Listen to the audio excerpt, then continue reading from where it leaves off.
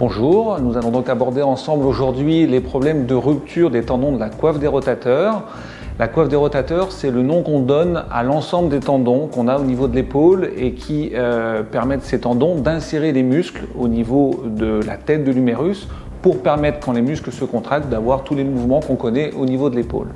Ces tendons, tout au long de notre vie, s'usent dans un espace qu'on appelle l'espace sous-acromial et vieillissent. Et ces deux facteurs, malheureusement, arrivent souvent à un état de rupture tendineuse.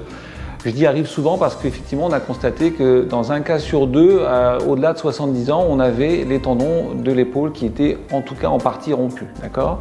Et ces ruptures vont évidemment être plus fréquentes chez les travailleurs de force, d'accord ? Du côté dominant, c'est-à-dire du côté à droite pour un droitier. Ces ruptures des tendons de la coiffe des rotateurs vont entraîner deux signes cliniques particuliers chez les patients.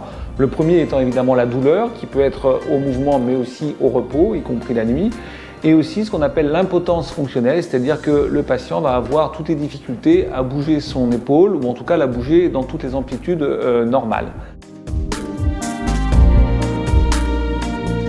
Le but de l'opération est de rattacher, de réinsérer les tendons au niveau de leur attache osseuse. On va donc par un système d'ancrage, comme une ancre de bateau, mettre un ancrage dans l'os et avec les fils qui sortent de cette ancre, on va pouvoir rattacher les tendons désinsérés jusqu'à la zone où ils sont normalement attachés. Cette opération peut se faire sous arthroscopie et c'est une des grosses évolutions de ces dernières années. En faisant cette intervention sous arthroscopie, on évite donc de créer des lésions au niveau du muscle deltoïde.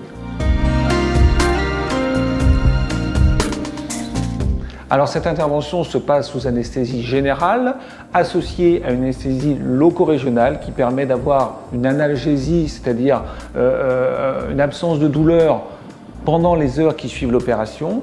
Cette intervention dure approximativement 1 heure, mais il faut aussi rajouter 1 heure d'installation car il y a beaucoup de matériel à installer pour pouvoir réaliser cette intervention sous arthroscopie. L'ensemble du protocole de rééducation dure approximativement 6 mois. C'est assez long, mais cette rééducation est primordiale pour la qualité du résultat.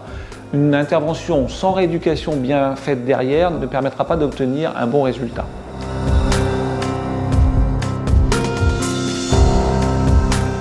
On peut prétendre reprendre toutes ses activités au niveau du membre supérieur et de l'épaule, y compris professionnelles, y compris sportives. C'est le but de cette intervention, c'est le but de cette prise en charge, c'est de pouvoir reprendre intégralement ses activités.